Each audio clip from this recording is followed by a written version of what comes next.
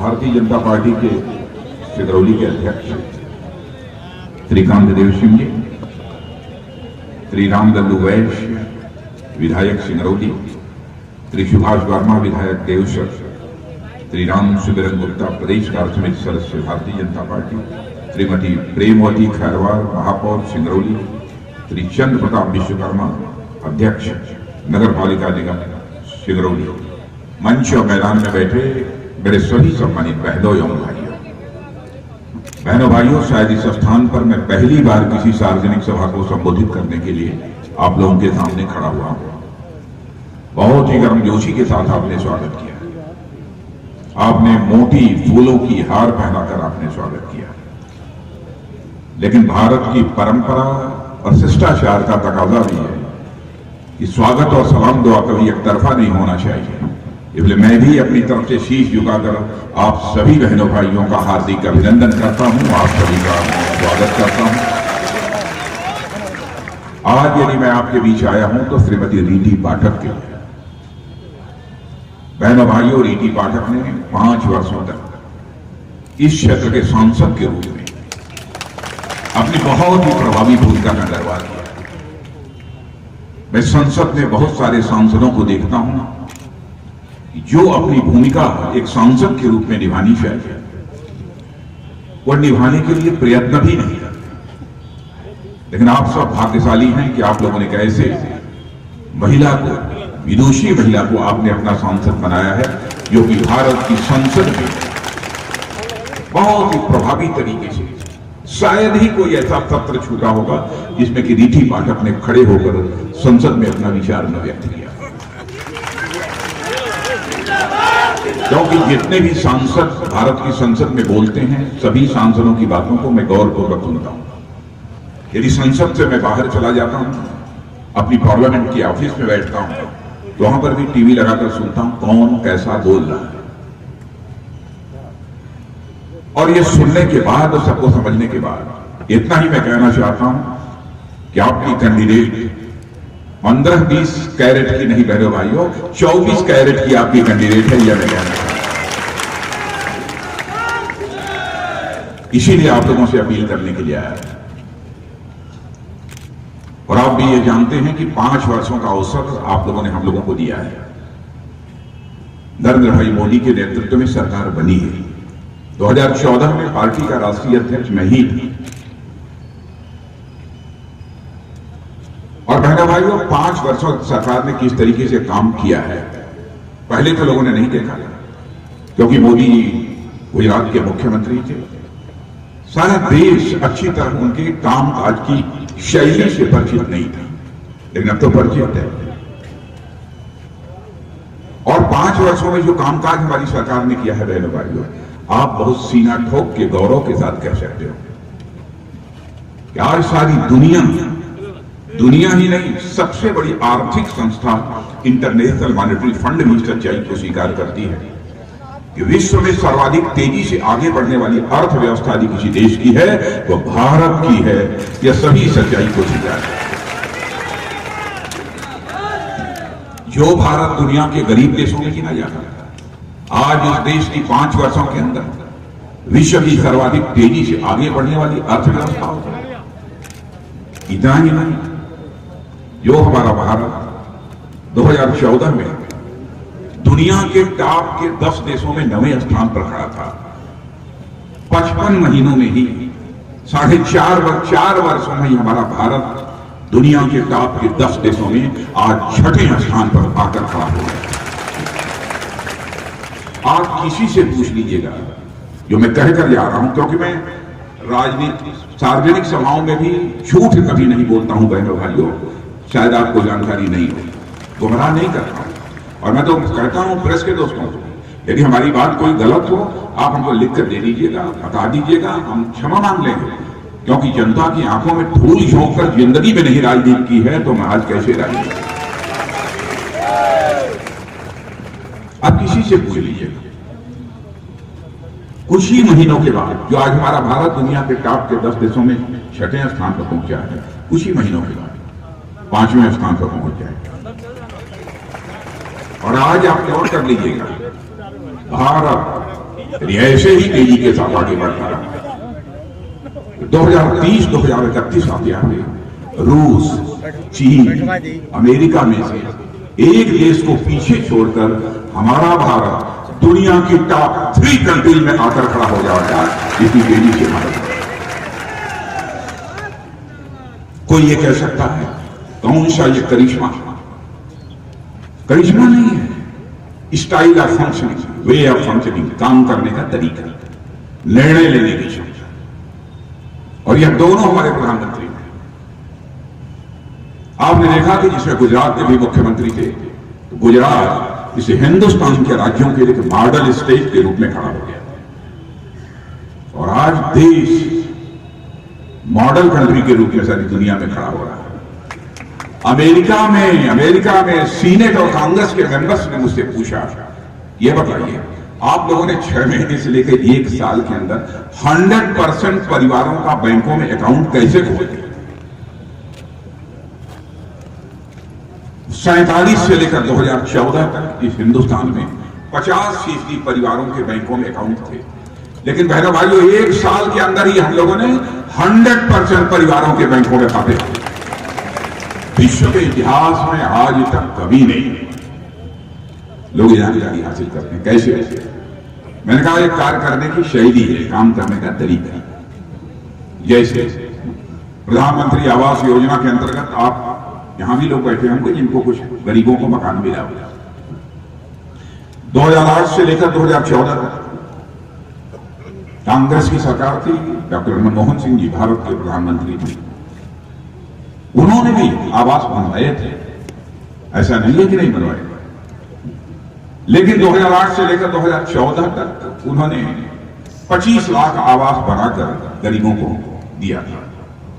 हर सरकार काम करती है, क्या कांग्रेस और बीजेपी, कोई अधिक करता है, कोई कम करता है।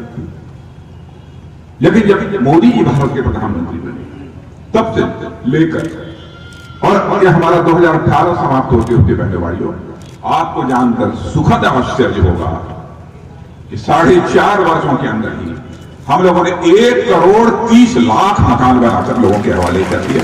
यह काम करने की शक्ति, नेशनल हाईवे बनाने का सफल। अटल बिहारी वाजपेयी जी जब थे उसमें भूतल परिवहन मंत्री, सरफेस ट्रांसपोर्ट मिनिस्टर उनके साथ में था भारत सरकार का। उस समय आपको सर्वाधिक तेजी के साथ सड़कों का निर्माण हुआ था। इस सच्चाई को स्वीकार करेंगे ना। आज जो चौड़ी चौड़ी सड़कें हिंदुस्तान में दिखाई दे रही हैं, उनका श्री गणेश करने वाला जो कोई भारत माता का सपूत है तो उसका नाम है आदरणीय अटल बिहारी वाजपेयी। उन्हीं के साथ मैंने भूतल परिवहन मंत्री, सरफेस ट्रांसपोर्ट मिनिस्टर के रूप में काम किया।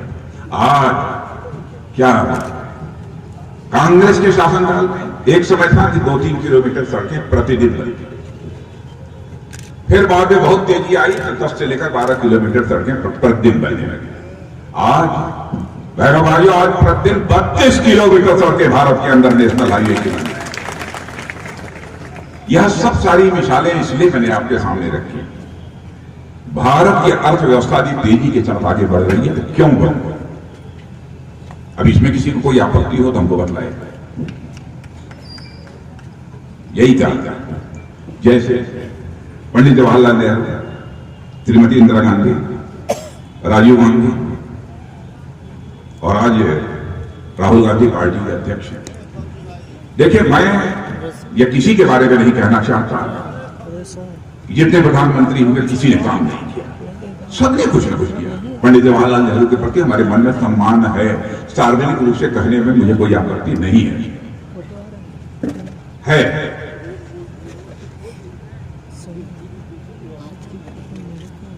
उन्होंने भी कही थी गरीबी हटाने का, इंदिरा जी ने भी कही थी गरीबी हटाने का, राजीव गांधी ने भी कहा था गरीबी हटाने का, अब राहुल गांधी आ गए हैं भी कहते हैं गरीबी हटाने का।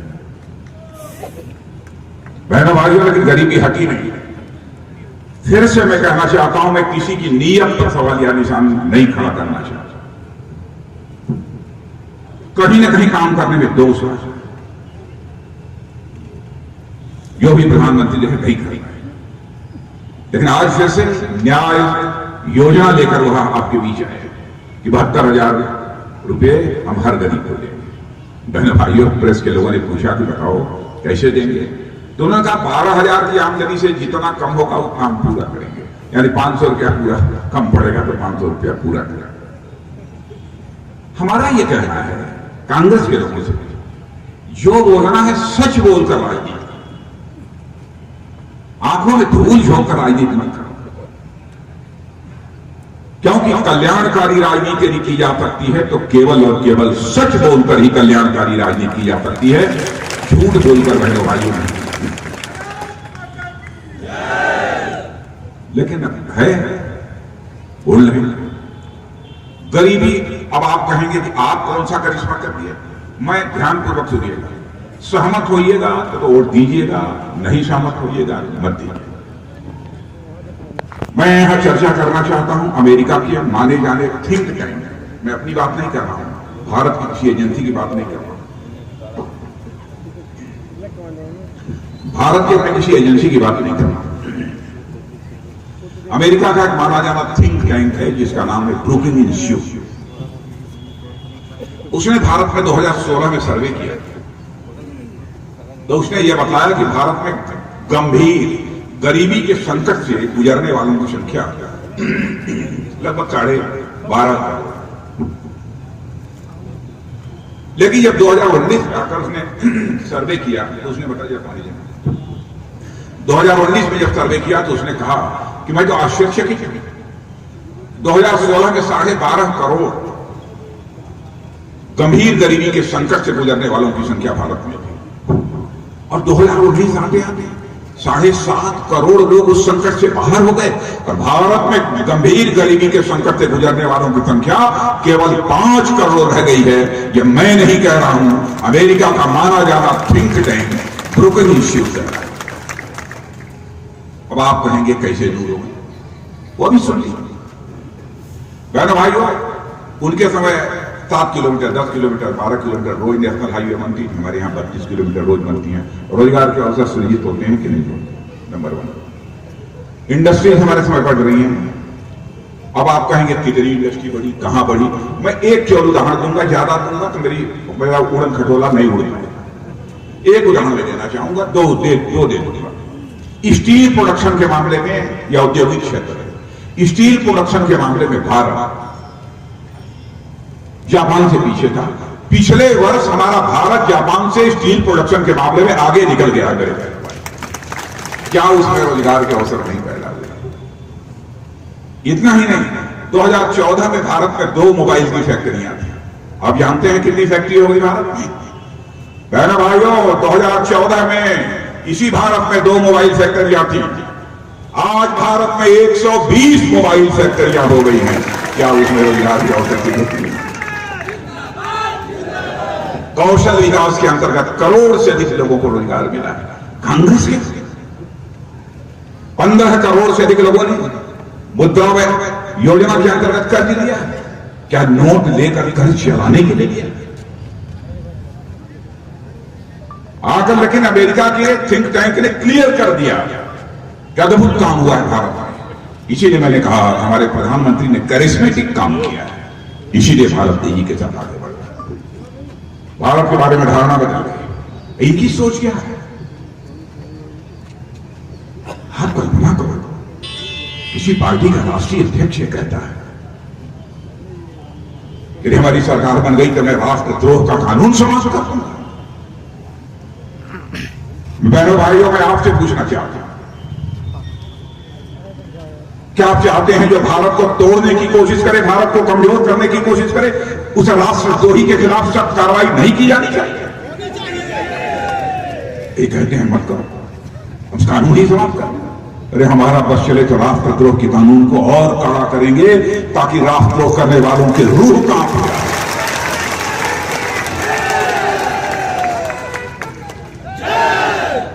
हो क्या गया है? राजीव गांधी जी थे, वो भी हमारे प्रधानमंत्री रहे हैं, मैं उनका भी सम्मान करता हूं। उन्होंने अपनी पीड़ा कही थी उसमें। उन्होंने कहा था मैं 100 पैसा ऊपर से भेजता हूं, नीचे पहुंचते पहुंचते 16 पैसा पहुंच पाता। यह कहा था राजीव गांधी। नियत में खोट नहीं था, मजबूरी थी। लाचार होकर होने का। देखिए हमारे प्रधानमंत्री ने क्या किया, DBT system, direct benefit transfer system लागू कर दिया। पहले आपकी चाहे विधवा पेंशन हो, वृद्धावस्था पेंशन हो, बच्चों की स्कॉलरशिप हो, कोई सब्सिडी हो, सहायता हो, किशोरियों के माध्यम से आपके पास आधी अधूरी पहुंचती थी। अब direct benefit transfer system DBT के माध्यम से दिल्ली के बैंक से निकलती है और आपके सिंगरौली के बगल में जो आपका बैंक का खाता है, आपके गांव में, आपके खाते में पूरी की पूरी धनराशि पहुंच जाती है। धन्यवाद। और आपको जानकर आश्चर्य होगा, आप कहेंगे देश क्यों बढ़ा, आपको जानकर आश्चर्य होगा, 4.5 वर्षों में 1,10,000 करोड़ रुपए की बचत। 1,10,000 लिख लीजिएगा, घर जाकर कितना होता है, 1,10,000, 1 लाख करोड़ से ज्यादा बचत। 1 करोड़ 2 करोड़ नहीं, 1 लाख करोड़ से ज्यादा की बचत। तब भारत आ गया। भारत अब कमजोर भारत नहीं रहा है मेरे बहनों भाई, भारत दुनिया का ताकतवर देश बन गया। भारत की नीति पूरी तरह से साफ है। भारत कभी विस्तारवादी नहीं रहा है, दुनिया के किसी देश पर हमने कभी आक्रमण नहीं किया।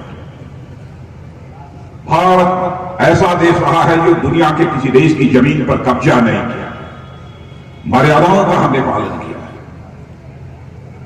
लेकिन हमारी नीति साफ है, दुनिया में हम किसी को छेड़ेंगे नहीं, लेकिन जो हमको छेड़ेगा उसको हम छोड़ेंगे नहीं। हमारी नीति पूरी तरह से देख लिया पुलवामा में आपने क्या हुआ, देखा पुलवामा में क्या हुआ। लोग सोचते थे कि 42 हमारे जवान मार दिए गए, हम कोई हाथ पर हाथ धरे बैठे। फैसला हुआ बहना भाई, हमारे एयरफोर्स के जवानों ने पाकिस्तान की धरती पर जाकर आतंकवादी ठिकाने का सफाया कर दिया। पूछा जाता है, कांग्रेस के लोग पूछते हैं, बताइए कितने को मारा।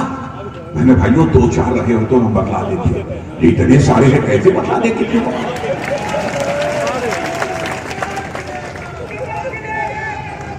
और मैं कांग्रेस के दोस्तों से कहना चाहता हूं, वीर लाशें नहीं गिना करते, जो गिद्ध होते हैं वह लाशें गिना करते।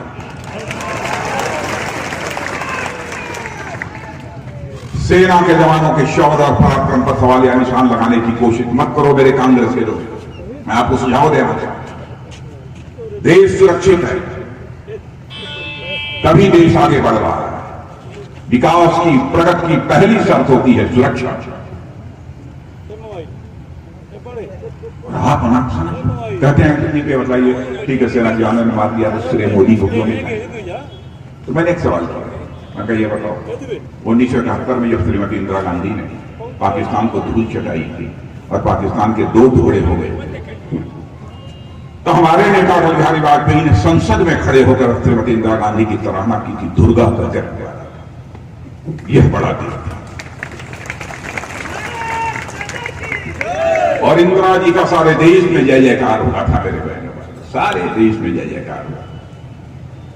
यदि 1971 में पाकिस्तान को धूल चटाने के कारण इंदिरा जी का सारे देश में जय जयकार हो सकता है, तो पाकिस्तान को मुंहतोड़ जवाब देने के कारण हमारे मोदी का सारे देश में जय जयकार क्यों नहीं हो सकता है, इस सवाल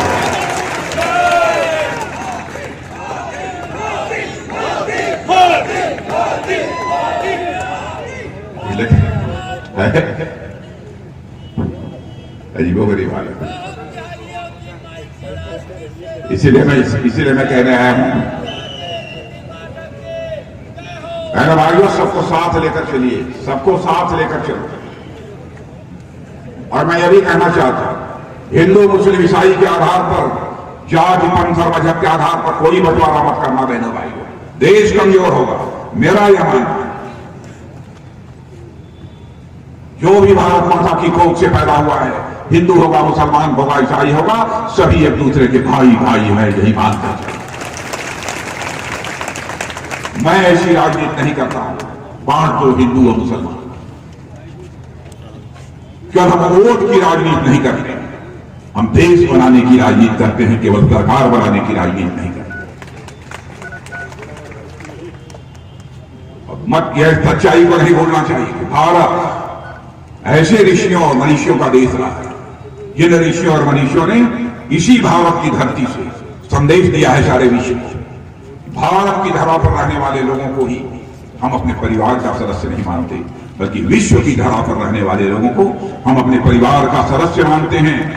इस सोच के आधार पर वसुधैव कुटुंबकम का संदेश सारे विश्व को दुनिया की किसी देश की धरती से गया है तो भारत की धरती से गया है।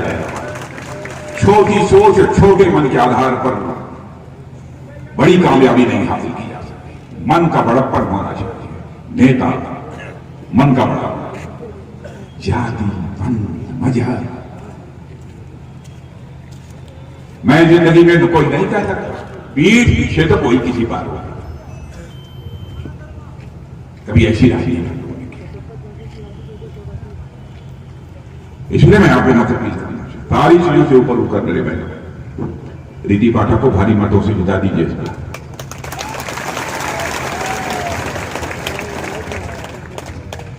देखा आपने भारत आकाशीय क्षमता, 4 ऐसे देश हैं जो space power, 4th space power Bharat बन गया।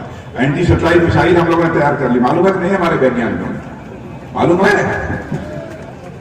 यानी जो सैटेलाइट हमारे अर्थ ऑर्बिट के ऊपर घूमती है, सारी व्यवस्थाएं देश की, हवाई जहाजों का चलना एक दूसरे के पीछे, ट्रेनों का चलना, इंटरनेट मोबाइल, यह सब कुछ वहां से जो सिग्नल्स आते हैं सैटेलाइट से, नीचे बैठकर लोग ऑपरेट कर। दुनिया का कोई देश यदि हमारी सैटेलाइट को तोड़ दे तो थोड़ी देर के लिए भारत पर रुक जाती है। और यह ताकत दुनिया में केवल 3 देशों के पास, रूस, चीन, अमेरिका। हमारे वैज्ञानिकों ने 2007 में ही वो क्षमता हासिल कर ली थी, वो अभी एंटी सैटेलाइट मिसाइल रूस, चीन, अमेरिका की तरह बना लिया। उस समय प्रधानमंत्री डॉक्टर मनमोहन सिंह जी थे, तो उनसे कहा, तो भले आदमी थे, तो उन्होंने कहा भाई देखो ऐसा है कि ये सब मत करो, नहीं तो अनावश्यक रूस, चीन, अमेरिका नाराज हो जाएंगे, उससे संबंध खराब हो जाएगा। यह बात सही है कि हम जो कुछ भी करना चाहते थे सेल्फ डिफेंस के लिए, आत्म सुरक्षा, किसी के ऊपर आक्रमण करने के लिए। लेकिन जब मोदी जी हुए, जब इन वैज्ञानिकों ने पूछा तो उन्होंने कहा है मेरे वैज्ञानिकों गो है, आगे बढ़ो और एंटी सैटेलाइट मिसाइल तैयार करो और एंटी सैटेलाइट मिसाइल तैयार। दुनिया का कोई देश यदि अपनी एंटी सैटेलाइट मिसाइल भेजकर हमारे सैटेलाइट को तोड़ने की कोशिश करेगा, तो जिस समय अपनी एंटी सैटेलाइट मिसाइल पर लॉन्च करेगा, उसके 3 मिनट के अंदर उसकी मिसाइल को खंड खंड करने की ताकत भारत में पैदा हो गई है।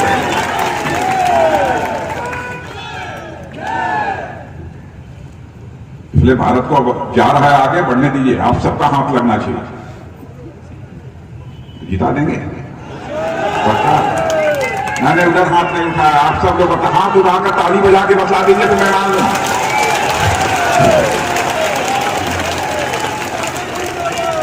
और मैं रीति पाठक को मैं एक बात और मैं कहूं,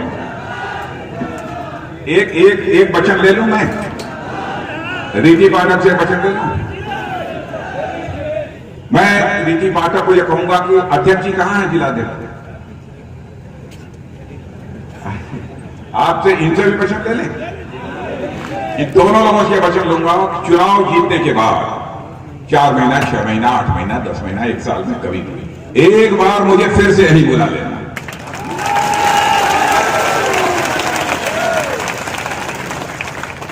और मैंने भाइयों दोबारा आना चाहूंगा तो ऐसी मोटी हार पहनकर अपना स्वागत कराने के लिए नहीं आना चाहूंगा। दोबारा यदि आना चाहूंगा तो शीश झुकाकर यहां की जनता के प्रति आभार व्यक्त करने के लिए आना चाहूंगा। इन्हीं शब्दों के साथ बोलिए भारत माता की, भारत माता की। बहुत बहुत धन्यवाद। और हाँ, इस तरह की इंटरेस्टिंग न्यूज देखने के लिए हमारे चैनल को सब्सक्राइब करें। और हाँ, साथ ही बताना चाहेंगे 2019 की राजनीति से जुड़ी हुई तत्काल की न्यूज देखने के लिए चैनल को जरूर सब्सक्राइब करें, साथ ही घंटी का बटन जरूर दबाएं, जिससे नई अपडेट आपको समय पे मिलता रहे।